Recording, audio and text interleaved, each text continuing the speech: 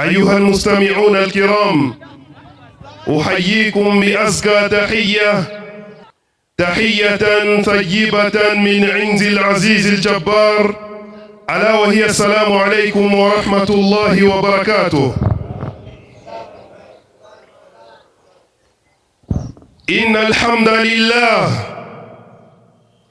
الذي يصفه الواصفون، ومنهم الحجاج بيت الله الحرام يطوفون ويقفون بالمشعر الحرام والكرم، تلبيتهم التوحيد لله عز وجل، وهم يقولون لبيك اللهم لبيك لبيك لا شريك لك لبيك، إن الحمد والنعمة لك والملك لا شريك لك. كل هذه من اتباع ملة إبراهيم في النحر والاستقام، فوا خيراه بالفضل والإنعام. الله أكبر الله أكبر الله أكبر الله أكبر كبيرا، والحمد لله كثيرا، وسبحان الله بكرة وأصيلا.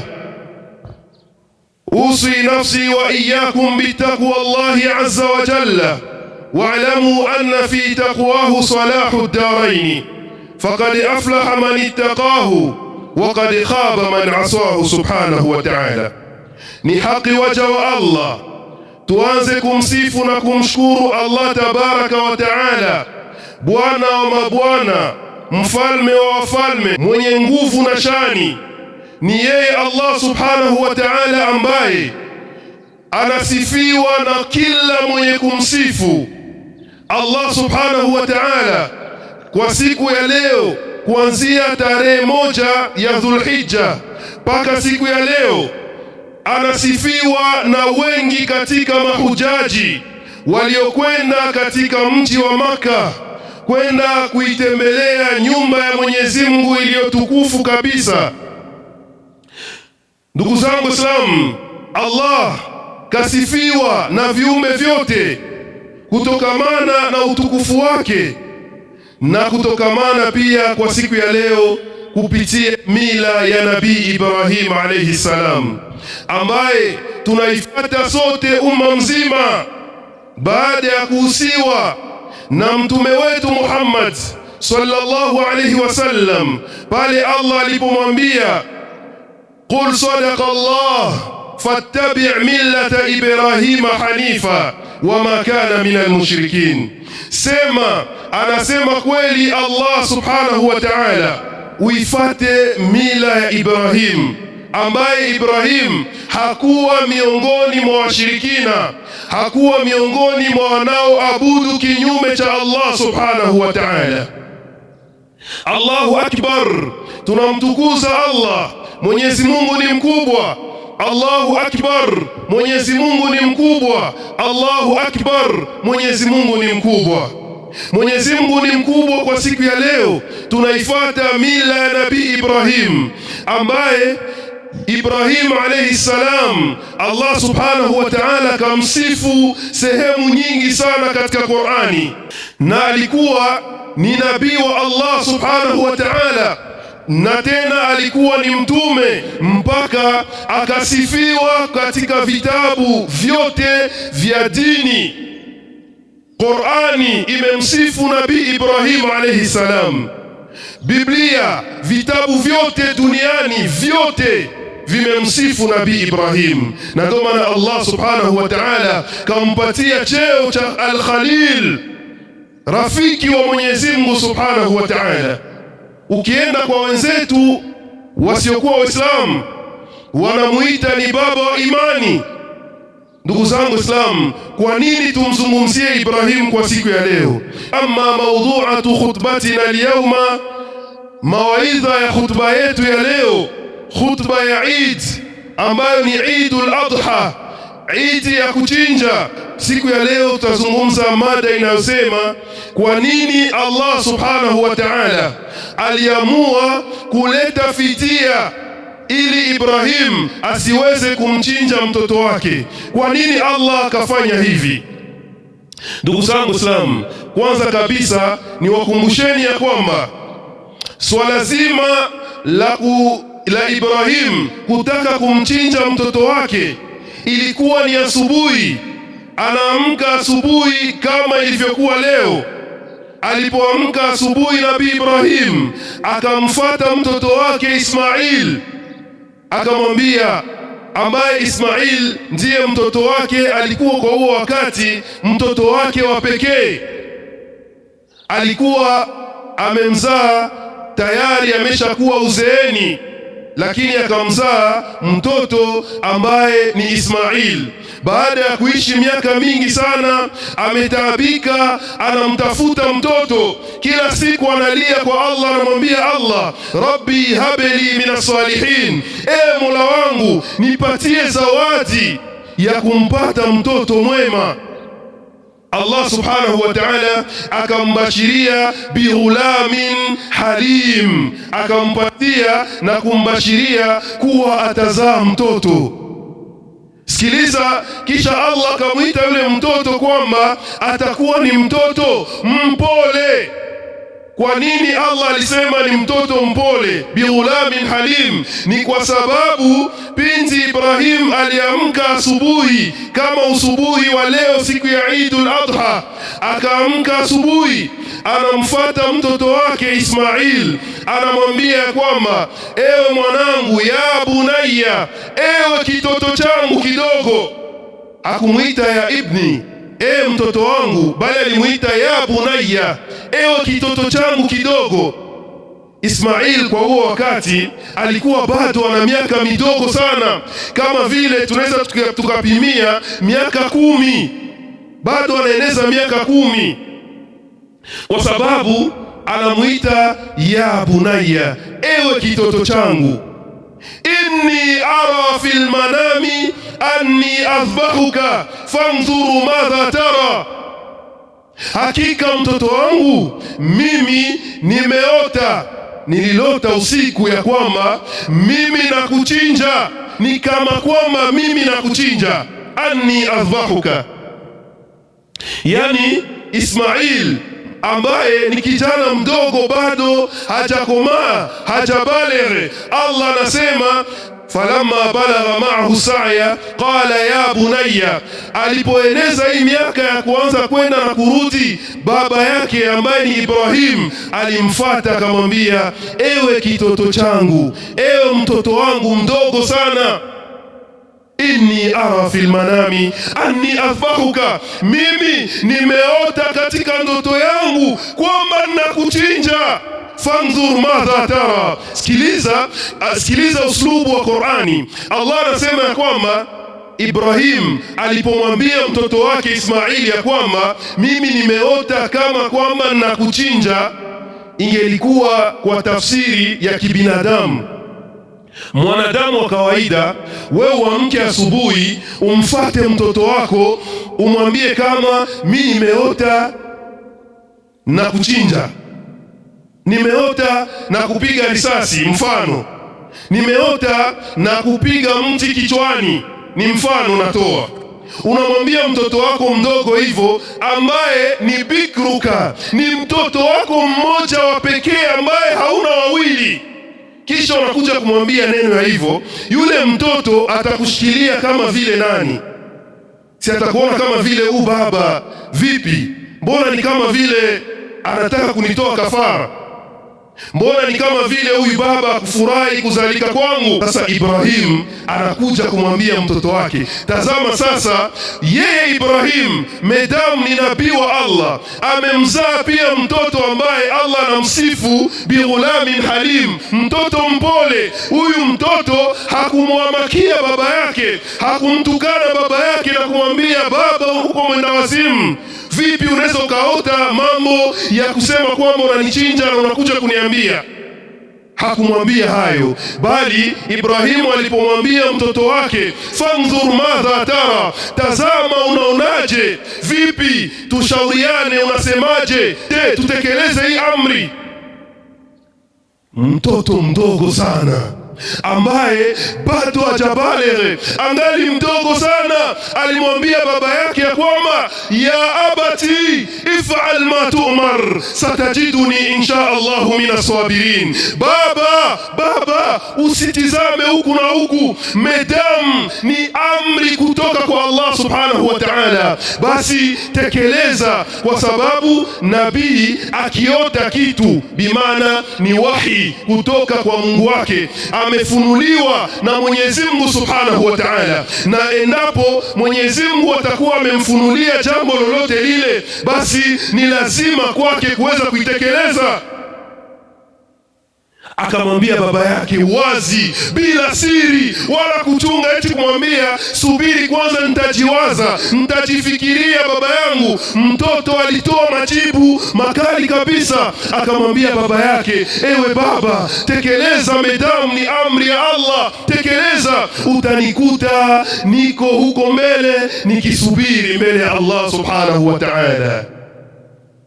Ndugu zangu Islam, Ibrahim ameshamwambia mtoto wake kwamba anataka, aliota kwamba anamchinja mtoto, yuko tayari amri itekelezwe. Na hapa acha niwakumbushe Waislamu, niwaambie kwamba hakika Ibrahim kutaka kumchinja mtoto wake sio kama wanavyosema wasiokuwa Waislamu eti ilikuwa ni agano, ilikuwa ni nadhiri aliyoitoa. Hapana. Hakuna nadhiri ambayo Ibrahim aliitoa kabla ya kumpata mtoto wake, la hasha wakalla. Qur'ani inasema ya kwamba kutaka kumchinja mtoto wake ilikuwa ni amri kutoka kwa Allah subhanahu wa ta'ala, alivyomuonesha Ibrahimu kwenye ndoto yake. Ndio maana Ismail alisema, ewe baba, if'al ma tu'mar, fanya ulichoamrishwa. Bimaana ni amri kutoka kwa ikulu ya mbingu ya saba kwa Allah subhanahu wa ta'ala. Ndugu zangu, tayari Ismail ameshakubali, anamwambia baba, tekeleza hilo jambo. Baba anamchukua mtoto wake, anachukua kisu, kisha mtoto anamwambia baba yake ya kwamba baba, usisahau kuchukua kamba pia, ambayo kamba hii itakusaidia kwa ajili ya kuweza kunifunga vizuri, ili utakapokuwa unanichinja nisiweze kutikisika, ikaonekana kwamba mimi siko ridhaa, sifurahii amri ya Allah subhanahu wa ta'ala ambayo inataka kufanyika. Tazama hii degree ya imani, angalia hii nivo ya imani ambayo Ibrahim na mtoto wake wanaifikia. Kumbuka ni mtoto wake wa pekee. Vitabu vyote vinatangaza kwamba alikuwa ni mtoto wa pekee, alikuwa hana wawili. Angepata ile roho wapi kama sio imani iliyokuwa ya juu kabisa, Nabii Ibrahim alayhi salam. Sasa baba anachukua kamba, wanaanza kwenda pale. Njiani pakatokea mkasa, kama anavyofasiri Ismail ibn Umar ibn Kathir Abul Fida katika kitabu chake kinachoitwa Tafsirul Qur'ani al-Azim. Ameifasiri hizi aya za falamma aslama wa tallahu liljabin, anazifasiri hizi aya suratu Safati aya yake ya 103. Anasema ya kwamba Ibrahim alipomchukua mtoto wake na kuanza kuelekea sehemu ya kumchinjia, basi hapa njiani Ibilisi aliona ya kwamba Ibrahim akitekeleza hii amri, basi watu wote dunia nzima itachukua huo mfano, na Ibrahim atakuwa ni ikon, atakuwa ni mwenye kujulikana dunia nzima, na watu wote watakuwa wanafanya hii sunna kwa kumfuata Ibrahim. Shaitan, Iblis aliteremka rasmi na kufika hiyo sehemu, akaanza kumdanganya. Kwanza akaanzia kwa wanawake, kwa sababu kila siku wanawake ndio ambao wana uwezo wa kuwashawishi wanaume. Ili jambo lisitendeke, mke wa Ibrahim akajiwa na Shaitan. Shaitan anamjia, anamwambia, ataarifina aina yadhhabu zawjuka, unajua sehemu ambapo mume wako anakwenda? Mwanamke akasema, mimi sijui kwenye wanakwenda, pengine wanakwenda kujitembeza. Akamwambia la, hawakwendi kwenye haja, bali wanakwenda Ibrahim eti kaona katika ndoto yake kana kwamba anamchinja mtoto wake, ndio anataka kwenda kuvitekeleza huko, wasimamishe, wablokee, wasiendelee hivyo. Basi Ibrahim, mke wa Ibrahim, aliposikia hivi akasema, basi kama kweli Ibrahim kasema kwamba ameona kwenye ndoto yake kwamba anamchinja mtoto wake, basi hii ni amri ya Allah, na endapo ataenda kutekeleza amri ya Allah hakuna matatizo. Kwanza toka hapa mbele yangu wewe Ibilisi. Alimfukuza shaitani. Shaitani akaona anafeli, akaenda kumlahai sasa kijana Ismail, kijana mdogo. Anamchomokea njiani, anamwambia kwamba Ismail, aina yadhhabu bika abuk, anaenda wapi na unaenda wapi na baba yako? Mko mnaenda wapi? Anasema tunakwenda tu katika haja zake fulani hivi.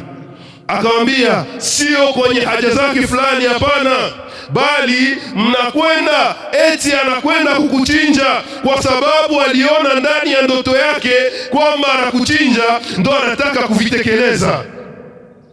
Sasa usikubali hili jambo. Kwa nini aende akuchinje? Na kila siku ndugu zangu, tunajua ya kwamba hakuna kitu kinapendeza sana kwa mwanadamu kama vile uhai. Uhai wako una thamani kubwa, ndio maana watakiwa kutekeleza amri za Allah, kwa sababu uhai ambao Allah akakupatia haukuomba. Kwa hiyo Ismail alijua hili jambo, akamwambia Ibilisi ya kwamba kama kweli baba yangu ameiona kwenye ndoto yake, basi hii sio ndoto ya bure, bali ni amri miongoni mwa amri za Allah subhanahu wa ta'ala, kwa sababu baba yangu ni nabii, ni mtume wa Mungu. Akamfukuza Ibilisi mpaka Ibilisi akaona haitoshi, anamfuata Ibrahim, anamwambia ewe Ibrahim, wataka kwenda kufanya nini? Ibrahim anasema mimi nakwenda kwenye haja zangu, nakwenda kutekeleza haja fulani hivi. Akamwambia hapana, mimi najua ukweli, wewe semeza ukweli, wewe umeona katika ndoto yako kwamba unamchinja huyu mtoto, sasa ndio nataka kwenda kuitekeleza hiyo amri, na kuomba achana na hivyo vitu, si ni mambo tu ya ndoto. Ibrahim akamwambia ru'yatul anbiya sadiq, ndoto ya manabii ni kweli, wa wahyun, na ni wahi kutoka kwa Allah subhanahu wa ta'ala. Akamfukuza Ibilisi na kuchukua mawe na kuanza kumtupia mawe saba, anaanza kumpopoa mawe, anampiga majiwe yule Ibilisi katika sehemu ambapo panaitwa Jamarat. Waliokwenda Maka wanajua hili jambo. Hiyo sehemu, walipofika hiyo sehemu ya Jamarat, hapo Ibrahim alilogota majiwe, kwa sababu aliona Ibilisi anamsumbua sana na kumpatia vishawishi mbalimbali. Akaogota mawe na kuanza kumtupia. Ndugu zangu Waislamu, hapa sasa Ibilisi aliona kwamba kumbe nafeli kabisa, mimi nashindwa kumshawishi Ibrahim kuacha kutekeleza amri ya Allah subhanahu wa ta'ala. Ndipo wakaondoka Ibrahim na Ismail, wanafika sehemu ya kuchinja. Hiyo fasi akaandaa vizuri Ibrahim. Kumbuka haya anayoyafanya, kwanza huyu anayemfanyia hichi kitendo cha kutaka kumchinja ni mtoto wake wa pekee. Zile roho, yani Ibrahim alipitiliza sana katika imani, alikuwa na imani ya juu kabisa ambayo haina mfano. Kwa sababu ya kutekeleza amri ya Allah, iko tayari kuvunja kwanza matamanio ya nafsi yake, yaikae pembeni, kwa sababu kila mtu anampenda mtoto wake. Tena wakati mzuri ambayo mzazi humpenda sana mtoto wake ni pale anapoanza kuinukia, anaanza kutumiwa, anaanza kusema, anaanza kufanya mambo mbalimbali, harakati mbalimbali. Hapo mzazi anakuwa na mapenzi makubwa na mtoto wake. Lakini Ibrahim, pamoja na mapenzi yote haya, yuko tayari kutekeleza amri ya Allah subhanahu wa ta'ala. Falamma aslama, wao wawili Ibrahim na Ismail walipojikubalisha, wakajisalimisha kwenye hii amri ya Allah, watallahu liljabin, na Ibrahim akamlalisha mtoto wake, hapana machali, akamgeuza sura iangalie chini. Kwa sababu gani? Anasema Ibn Kathir ya kwamba ni kwa sababu Ismail alimwambia baba yake, ewe baba, na kuomba utakapotaka kuanza kunichinja, basi usinigeuze sura yangu ikawa inaangaliana na wewe, pengine ukasikia huruma ya kutokutekeleza amri ya Allah na tukaingia katika hasara ya kutokutekeleza amri ya Mwenyezi Mungu Subhanahu wa Ta'ala.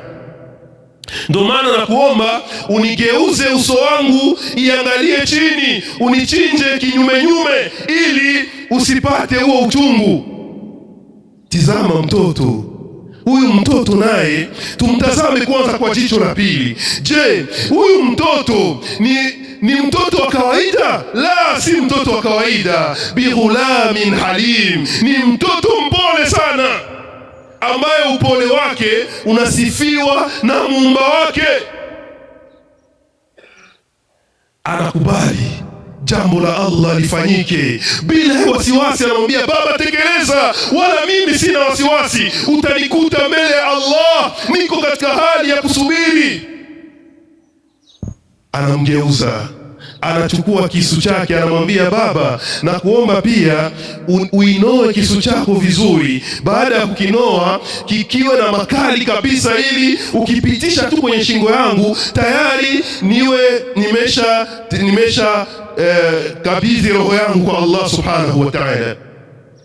Kwa sababu usiponoa kisu chako, yawezekana katika kunichinja ukawa unanichinja na ile hali kisu hakina makali, itakusumbua katika kupitisha sana kwenye shingo, mpaka itakuletea huruma, utanisikilia huruma, utashindwa kutekeleza amri ya Allah. Ishhadhi mutiyataka, itengeneze, inoe vizuri kisu chako. Ibrahim akainoa kisu vizuri sana, mpaka akawa anaipimia kwenye majani, kila akigusisha moja kwa moja inaikata kabisa na inaanguka chini. Akaanza kutia sasa kisu kwenye shingo ya mtoto wake. Ndugu zangu Islam, tuitazame, tuivute hii picha, tuilete mbele yetu, hii video tuilete hapa mbele yetu, tuitazame jinsi Ibrahim yuko anamchinja mtoto wake. Anaanza kupitisha kisu kwenye shingo, bismillah, anapitisha kisu kinakataa, anapitisha tena, kisu kinakataa, anapitisha, kisu kinakataa. Akasema pengine hii kisu ilikuwa haikunolewa vizuri, akaichukua, akaanza tena kuinoa vizuri. Alipokuwa anainoa kisu chake tena kwa mara ya pili, basi anakuja tena ili apitishe kwenye shingo ya mtoto wake, kisu kinakataa, anapitisha tena, kisu kinakataa. Hapo akasikia hasira, akaipiga hicho kisu kwenye jiwe ikapasuka. Akashtuka, vipi jiwe linapasuka kwa kuitupia tu kisu mara moja? Vipi sasa shingo ya mtoto wangu inashindwa kukatika? Katika kujiuliza na kujiwaza katika hali ya hivyo, akasikia nyuma yake, ya Ibrahim qad saddaqta ruya. Akasikia nyuma yake sauti inasema kwamba, ewe Ibrahimu, umeshatekeleza ndoto yako, tayari umeshatekeleza, wewe usizunike na kitu, tayari umeshamaliza. Kwa jua nini Allah Subhanahu wa Ta'ala alimwambia hivyo? Kwa nini Allah anamwambia Ibrahimu ya kwamba wewe tayari umeshatekeleza ndoto yako, na ile hali ndoto ilionyesha kwamba kana kwamba anamchinja mtoto wake? Ni kwa sababu Allah kusema katika Qur'ani eti Ibrahim aliota yuko na mchinja mtoto wake. Hapana, aliota yuko katika position kama vile anataka kumchinja. Alikuwa kufikia kwenye hiyo lengo, kwa sababu lau kama kwamba kwenye ndoto yake Ibrahim angeona waziwazi kisi kwa anachinja mtoto kichwa kinakatika, basi Allah asingelingoja kumtumia zawadi ama fidia kwa ajili ya kuweza kumramplace huyu mtoto ambaye alitaka kuchinjwa. Lakini ni kwa sababu kwenye ndoto aliona ndo kama vile iko anataka kuchinja. Ndipo Allah akamwambia, umeshamaliza kutekeleza ndoto yako, idja'i waladika, kwa kumlaza chini mtoto wako na kutia kisu juu ya kichwa chake, tayari ndoto imeshatimia. Wafadainahu bidhibhin adhim, Allah anasema pale akamletea fidia ya kichinjwa kilicho kitukufu kabisa, kama anavyosema Ibn Kathir, ilikuwa ni kabshul abyad, ni kondoo mweupe. Yani ala kulli hali ilikuwa aidha kondoo ama ilikuwa ni mbuzi, lakini yenye rangi nyeupe. Ikaja na malaika Jibril, akija naileta mpaka mbele ya Ibrahim, anamwambia chukua hii pahala ya mtoto wako. Tayari Allah subhanahu wa ta'ala ameshaona nia yako kwamba ilikuwa ni nia njema ya kutekeleza amri yake, pamoja na misukosuko na tabu ambazo ulizipata mroho yako. Tunajua ni mtoto wako, ni bikruka, ni wa peke yako, ulikuwa hauna mtoto mwingine, miaka 13 hauna mtoto mwingine zaidi ya huyu, tena mtoto wa uzeeni. Tuliyaona haya yote Ibrahim, lakini umeshatekeleza. Chukua hii mbuzi, hii kondoo, uweze kuitia sehemu ya mtoto wako. Katika riwaya inasema ya kwamba Ibrahim alitoa takbira akasema Allahu akbar, Allahu akbar, Allahu akbar. Alianza kutukuza ukubwa wa Allah subhanahu wa ta'ala na kusema Mungu ni mkubwa, Mungu ni mkubwa, Mungu ni mkubwa. Na ndivyo ikawa sunna kwetu sisi hii siku ya Idi kutekeleza yale yote ambayo Ibrahimu aliyafanya. Allah akamwambia Mtume Muhammad sallallahu alaihi wasallam ya kwamba qul sadaqa Allah, sema amesema kweli Allah subhanahu wa ta'ala, fattabi' millata Ibrahima hanifa, ifate mila ya Ibrahim ambaye alikuwa katika dini ya kutokuabudu masanamu, wa makana minal mushrikin, na kuwa katika dini ya washirikina. Alikuwa na muabudu Mungu mmoja peke yake, Allah subhanahu wa ta'ala. Aqulu ma tasma'un واستغفر الله لي ولكم ولسائر المؤمنين من كل ذنب. ادعوا الله وانتم موقنون بالاجابه. مؤمني الله سبحانه وتعالى msamaha, hakika yeye ni mwingi wa msamaha na mrehemevu.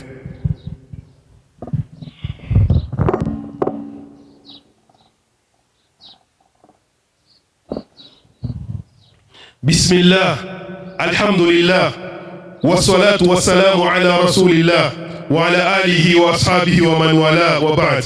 الله أكبر، الله أكبر، الله أكبر، الله أكبر كلما صام صائم وأفطر، الله أكبر كلما هل هلال وأدبر، الله أكبر، الله أكبر كبيرا والحمد لله كثيرا وسبحان الله بكرة وأصيلا. Mwenyezi Mungu ni mkubwa, Mwenyezi Mungu ni mkubwa, Mwenyezi Mungu ni mkubwa, na hakuna anayestahili kuabudiwa kwa haki na kweli isipokuwa Mungu mmoja, yani Allah subhanahu wa ta'ala peke yake. Ndugu zangu Islam, nikirudia kwa mara ya pili, nikikuhusieni bila kuisahau nafsi yangu kunako swala zima la kumcha na kumwogopa Allah subhanahu wa ta'ala. Ndugu zangu Islam, hii ilikuwa ni khutba ya kuonesha namna Nabii Ibrahim alivyofanya kwa siku ya leo.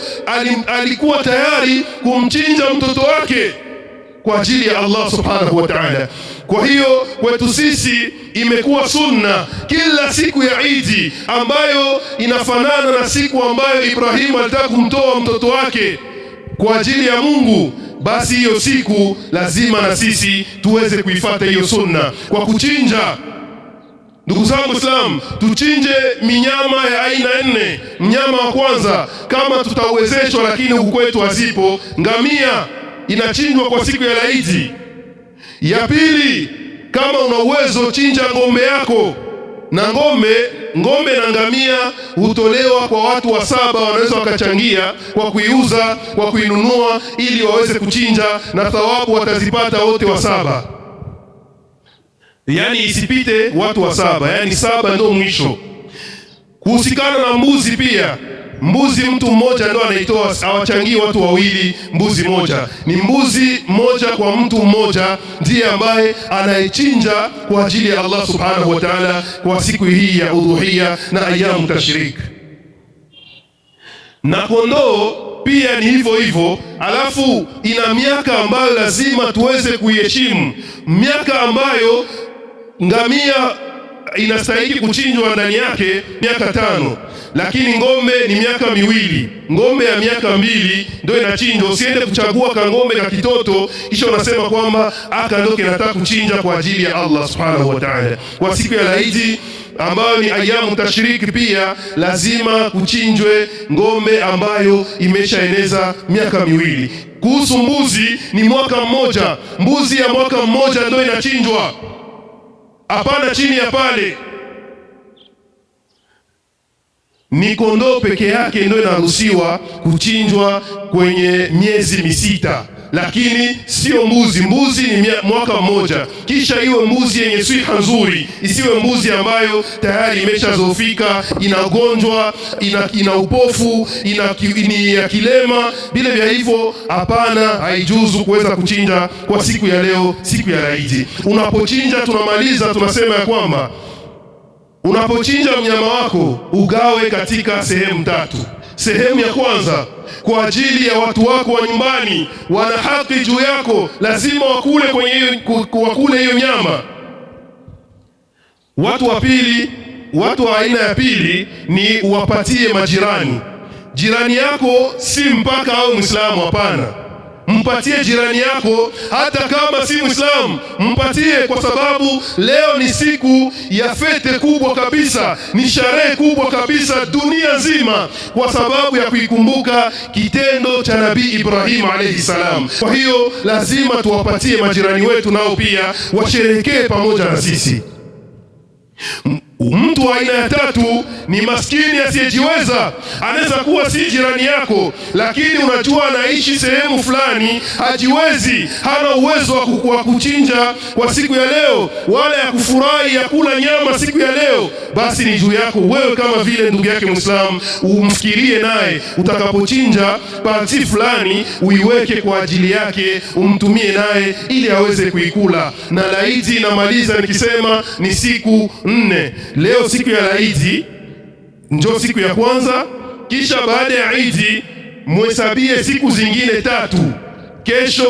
Kesho yake na kesho kutwa ndio siku za Eid, siku 4 kuanzia leo. Maana siku 4, siku ya Eid na ayamu tashrik ni siku za kuchinja, ni siku za kukula nyama ya hizi minyama 4 ambazo tulizitaja hapa. Insha Allahu taala, kullu am wa antum bikhair. Tunashukuru sana kwa usikivu wenu uliokuwa mzuri kabisa, na tunakuombeni msiwasahau wajane na mayatima kwa siku ya leo, ambao wako wanalia, pengine hawajui nani atamnunulia nguo, nani atampatia chakula. Kama ni mjane, nani ambaye atampatia chakula ili akule na watoto wake? Kama ni mayatima, hawajui watakula kwa nani. Tusiwasahau hawa watoto mayatima, tutapata thawabu nyingi sana mbele ya Allah subhanahu wa ta'ala. Inna Allaha wa malaikatahu yusalluna ala nabi ya ayyuhalladhina amanu sallu alayhi wa sallimu taslima.